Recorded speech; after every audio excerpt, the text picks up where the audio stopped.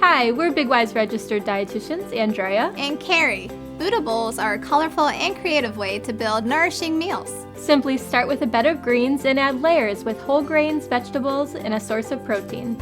Mediterranean Buddha bowl. Toss chickpeas with olive oil and salt and bake.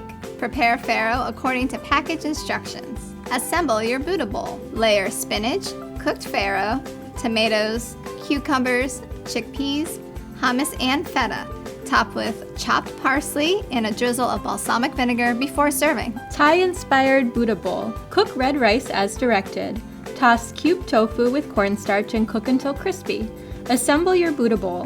Layer Bibb lettuce, cooked red rice, shredded cabbage, shredded carrots, crispy tofu, and chopped peanuts. Drizzle peanut sauce over your bowl and dig in. For these recipes and more, visit BigY.com.